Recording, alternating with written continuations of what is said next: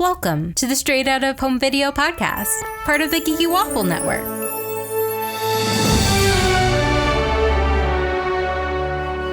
Today we're talking about Mickey's Twice Upon a Christmas, the 2004 direct-to-home video. I'm Candace, and with me is Arezou. Hello. And Alice. Hi. Have you guys seen this movie before?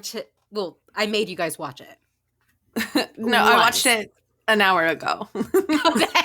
I saw it once years ago, probably like right around when it came out, and then I hadn't seen it since this morning.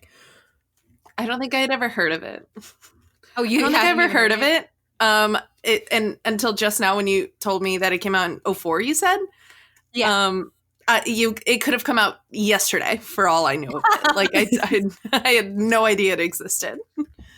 So Vanessa and Bree and we did Mickey's Once Upon a Christmas, which was a 2D animated collection of stories.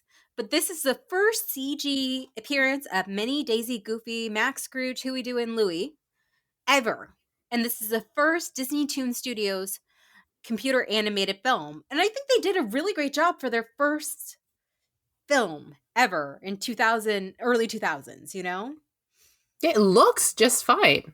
Yeah, that's why I was confused when you said it came out in 2004. I was like, oh, this isn't a 2019 or, it's a totally adorable animation style that I think has aged really well. Yeah, I was surprised too that this was 16 years old because I vaguely remember seeing it, but I don't remember when. I think it might have been last Christmas when I was getting all down in the dumps about Christmas, and I was like, I'm just going to put all the Disney Christmas things on and try to feel something again. Oh. And then you saw this. And I was like, meh. I was like, I agree with Donald. No, Donald, don't change your tune about Christmas. It sucks. So let's just go through the stories. The first one is Bells on Ice. And it's like Daisy and Minnie are competing in an ice skating competition. It's like weirdly intense for what looks like an outdoor small town figure skating competition. The money they're clearly throwing behind their routines is unbelievable. Outrageous. Was it even a competition or was it just a showcase? I have no idea. I assumed it was a competition because of the way they sort of went at it. But you're right. It might have been a showcase. It was so bizarre. It actually kind of made me mad. I was really mad that at the end, Minnie Mouse apologized. I was like, you did nothing wrong, Minnie. It's all Daisy's fault. She's the one being a bitch. For sure. I don't like it when they're like, oh, let's have the two female best friends be all catty to each other, you know? Exactly. Okay, but the way it all kind of got started with the two of them, like, oh, break a leg. Did anybody else get like Tanya Harding, Nancy Kerrigan vibes? I'm like, this is going to go so dark. Your mind went to like the darkest place ever. For just half a second, I'm like, is Daisy going to break Minnie's knees? No, she's going to get Donald to do it. So actually, Michelle Kwan was a model for the animators. Oh, that's nice. I like that detail. Before it was decided that they were going to be in a skating competition, they tossed around the idea that it would be a parade float contest, a store window display contest, or a cooking show bake-off. I think this idea is better. It's pretty. It's like it was very like prettily animated. It was, and I really liked the surprise appearance of the dancing hippos and gators from the Fantasia. Yes. That was very pleasing. Stop using other people as props, guys.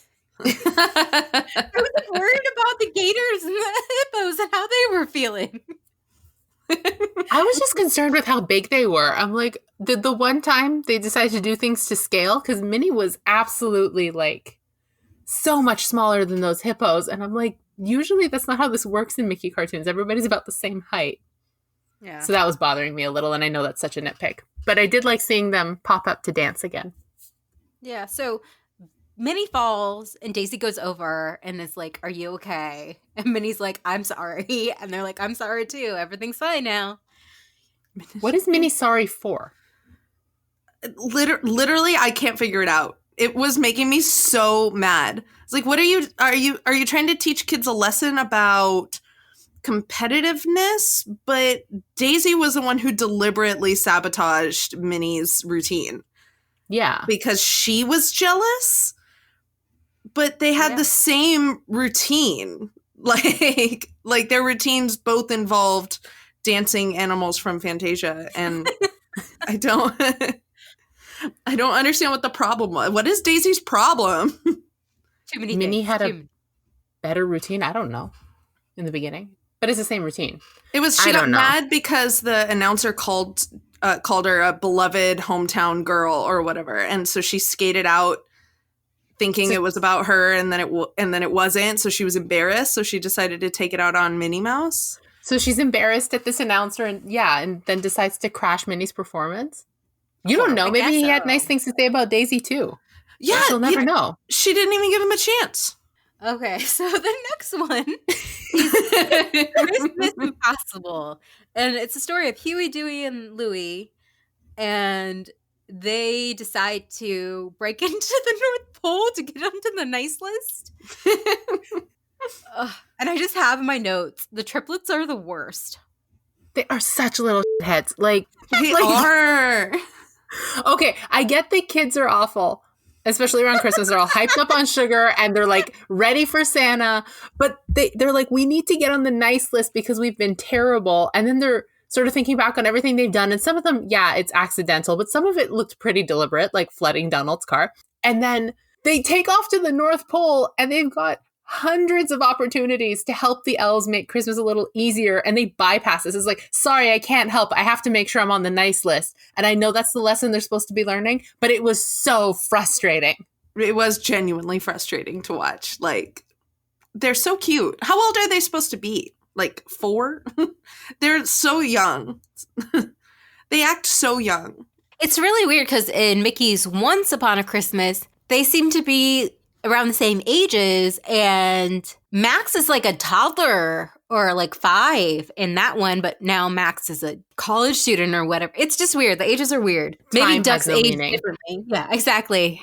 But yeah, time is running at a different pace in Duckburg than in wherever in Toontown. Yeah.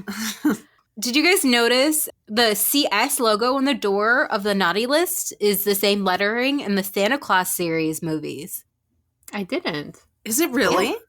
Yeah, it's a little trivia detail I found out. What a fun fact. I know. I got some fun facts, some trivia. So they end up getting presents from Santa, and Donald gets the big book of manners. I feel like they got a little, like Santa was a little overgrateful that they did one nice thing after a year of being terrible. Arezou is tough on these kids. Well, like, they almost ruined Christmas, but because they had, you know, the thought to be nice to their uncle for about 30 seconds, like, before Santa departed, suddenly, like, everything's fine. I'm like, I feel like they didn't learn anything. Yeah. They didn't learn anything except I can do one nice thing right around Christmas time and all of my sins will be forgiven. Which is what kids already think anyway. It's like, yeah, the Elf on the Shelf only comes out in December. They have to be in their best behavior then. Mm-hmm. Oh, Scrooge gets a bagpipes. He's finally on the nice list because he had been an a-hole his entire life, apparently. Oh, and then they proceed to immediately make fun of him for the bagpipes. They're like, "Oh no, we got to put earplugs in." Well, they already got their Christmas presents, so they don't have to be nice anymore. Yeah, until next December 24th. It's true. Okay, so the next one, I have a feeling is going to be the one we talk most about, is Christmas Maximus. And Max is like an adult who's bringing his girlfriend home for Christmas. And okay, his girlfriend's name's Mona, and as Goofy movie fans, we're like, where's Roxanne? Yeah. Okay, they broke up before he went off to college. Here is a fun fact. Mona is voiced by Kelly Martin, who also voiced Roxanne in a Goofy movie. Roxanne was actually supposed to be in the film instead of Mona, but was scrapped due to animators not having the budget to animate her long hair, leading to fans wondering why they didn't just give her a haircut. This is a valid question. Yeah. Just give her a cute little haircut. She'd be adorable no matter what. I mean, Mona was pretty adorable. Yeah. She honestly looked like Roxanne. She did. But if it's Roxanne, then Max can't learn the same lesson he learns over and over again because Roxanne already knows his dad. That's very true. And how else are we going to have Max learn once again that his dad loves him? Yeah, and not to be embarrassed of him. Yeah. Because he is goofy. It's literally in his name, Max. I don't know why he's surprised, really. Goofy's he's trying so hard. And Max is singing a song like, don't embarrass me, Dad. Like an inner monologue. Don't embarrass me, Dad. Like, Max, you need to learn this very important lesson that all adults learn, which is that if you love your parents and they're embarrassing, and if you bring somebody home and they're embarrassed of your parents, then they're not the right one for you. Exactly. It was so cute. Right away, Mona was like all in on Goofy shenanigans. And I was like, see, Max, you got a good one. Stop being embarrassed. Yeah. He's too busy being embarrassed to see what a good thing he's got. I know. He has a dad who like loves him so much, and he's got a good lady now. And Goofy was like going through effort to like curb his tendencies, like Max asked him to. Like, because he's a good dad. Yes, he is. He's just doing his best.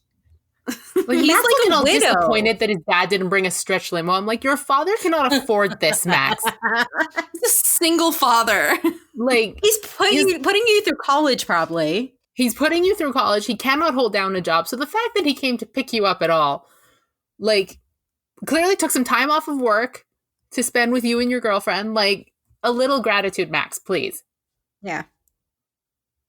Okay, well, since Max is an a-hole, you all would be happy to know this is Max Goof's last appearance in any official Disney animation until his photo cameos in the DuckTales reboot episode Quack Pack, 16 years later. Really? Wow. Yes. And it's just like a little image. Goofy cameos in this episode, and he's like, has photos in his wallet, and he's like, I like the photos of me and Max, and just shows him like all these like candid photos because Donald wants the perfect family portrait. I really love the DuckTales reboot. I'm so sad they canceled it. Oh, they canceled it. It's devastating. I know, it's such a good show. I was just saying, it doesn't surprise me, I guess, that Max vanished from canon and only to make a brief cameo appearance in an unrelated show. Because, like, he's not the like target demographic for Goofy cartoons or for like any of the cartoons, really. I mean, once they aged him up and sent him off to college in an extremely Goofy movie, like college, like what little kid is going to sit here and watch college age Max? Like, oh yeah, I relate to that person.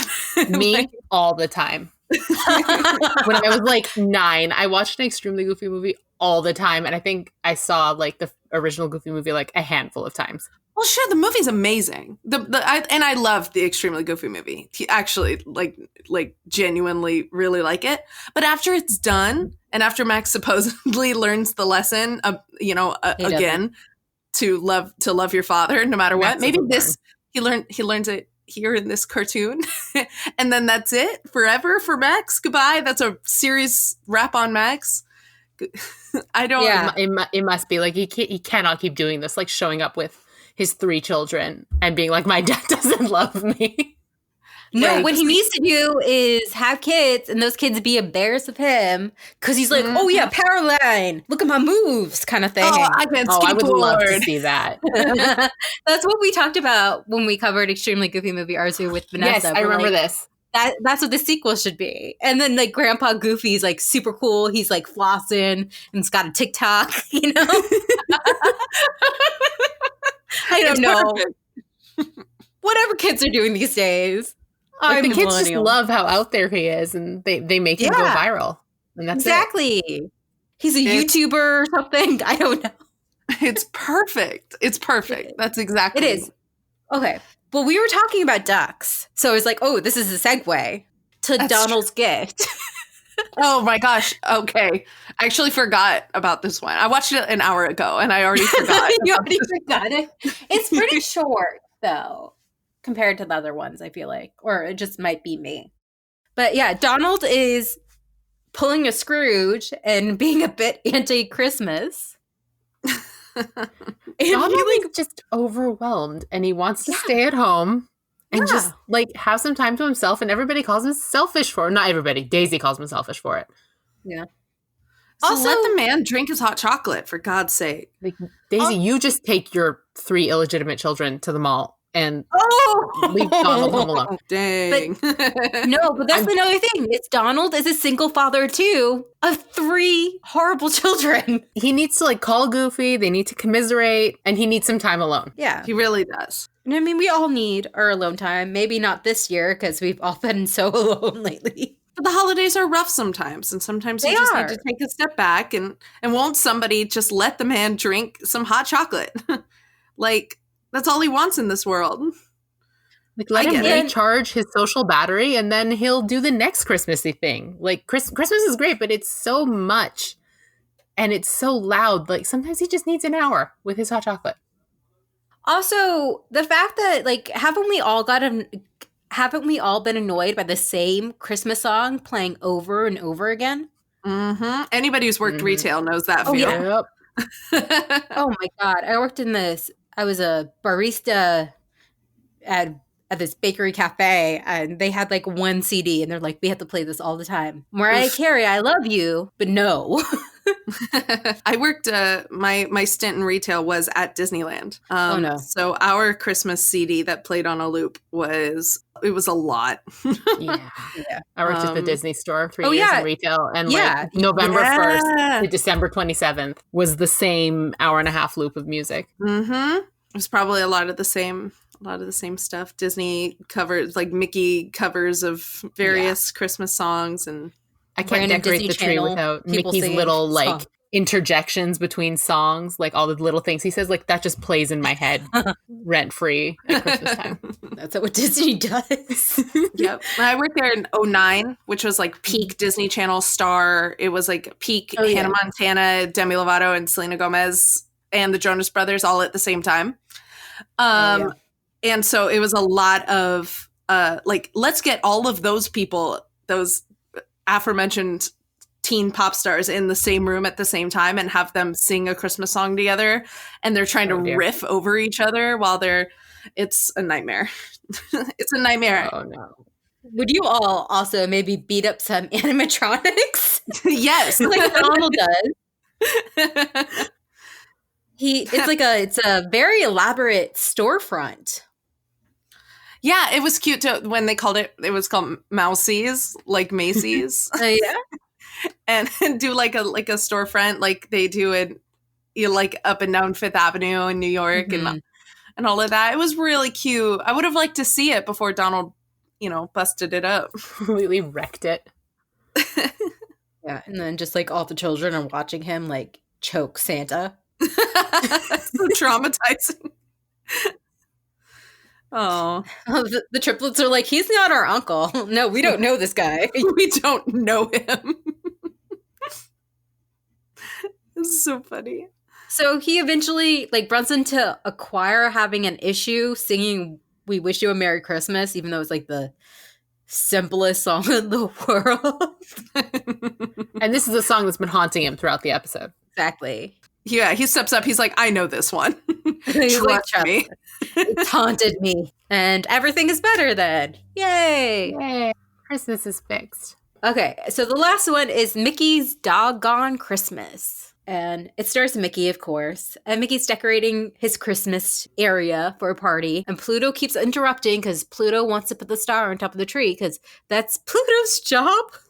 So I'm sorry. cute. I know. And I just like having a dog around Christmas decorations. I feel for Mickey because Bucky got into some tinsel this year. Oh dear. And he keeps sitting under the tree and he's like, no need for presents. I am the greatest gift of all. Kind of thing.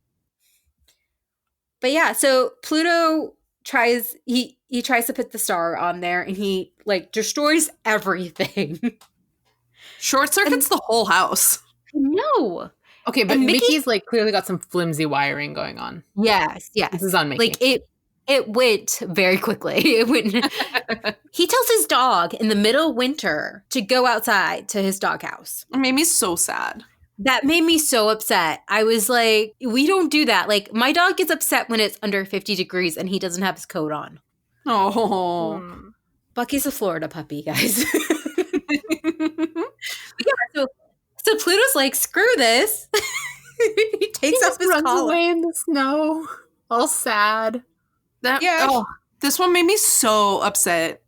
I was No. so sad for everyone.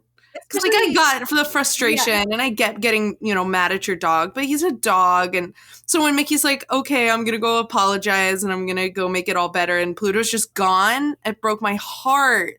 Especially as a new dog mom, Alice. I know. I got a brand new puppy. She's asleep right next to me right now. It's really cute.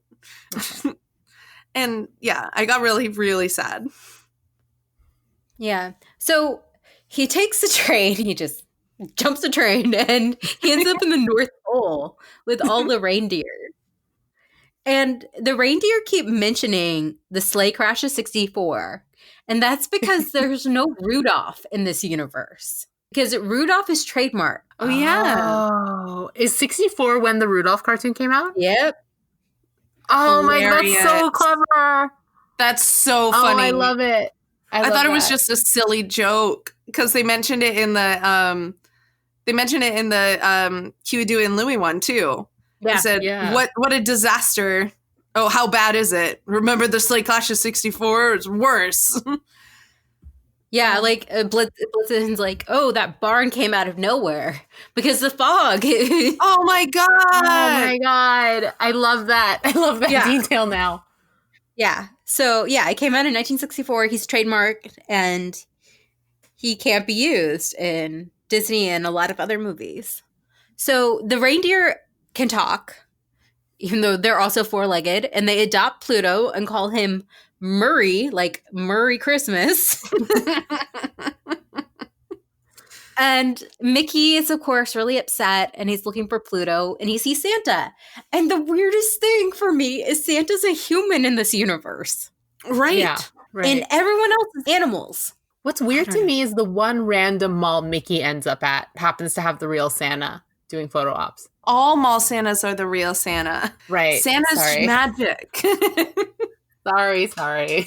So yeah, Mickey shows Santa the photo of Pluto, and he's like, all I want is my dog back. And Pluto's homesick, and Santa just runs into him and is like, hey, let's get you home. Problem solved. Problem solved. And everyone celebrates his return. There's Donald, Daisy, Huey, Duey, Louie, Scrooge, Max, Goofy, and Minnie Mouse. And they all come together for a party. I love the bit at the end. They all show up like, we're here to find Pluto. And then Pluto shows up like, yay, we did it. I'm like, you didn't do anything. It was one of those triplets, those little brats. Yeah. Okay. I should have known. I should have remembered it was one of them. The adults would never say something like that. All the children are on our shit list, Arezou. Not all children, just these three. 4, Max too. Right, Max is not a child. I don't know what his excuse is. Max knows better. Max should know better. Yeah. Okay, so what did you guys think of this movie overall? It was cute. Cute. Yeah, that's a good word for it. It was cute. Like I would show it to a kid.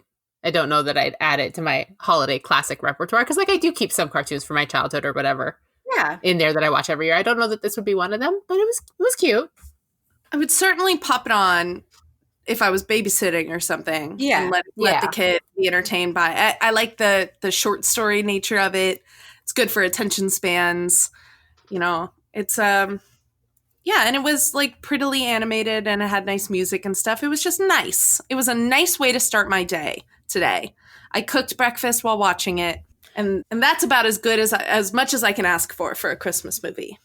Yeah, I think it would be good like if you're wrapping presents and don't need to like pay attention to it completely. And or again, you want something to stick your kid in front of.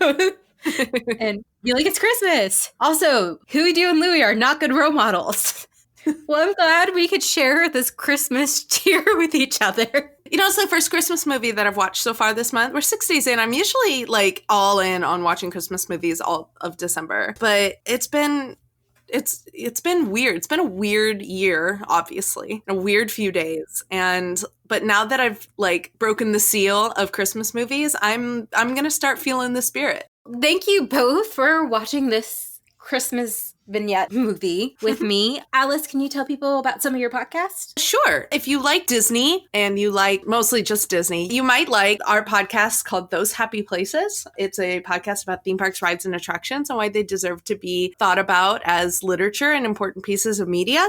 We just released an episode about how various rides based on like movies and TV shows, where they sit in the canon of their movies and TV shows. It was a really fun conversation about like Star Tours in relationship to Star Wars and stuff like that. So if that sounds interesting, you can find us on Twitter at Happy Places Pod or go to thosehappyplaces.com. Arezou, tell people how they can find you online. So I am on Twitter. I am at Arezou Amin. I'm also at my own site, arzud2.com. I've got 2 posts left for this year going through the last of the Star Wars canon books, and I'm going to take a little break before the High Republic stuff comes out in January. And you can also find me at the Geeky Waffle, podcasting, writing on the blog. Yeah. Yes, Arezou is now officially, she's pretty much been a co-host, but we're like, let's make it official. So yes, we're at geeky_waffle on Twitter, the Geeky Waffle everywhere else in social media, and the geekywaffle.com. Thank you all for joining us, and I hope you have a happily ever after until the sequel, and don't be embarrassed of your folks, people.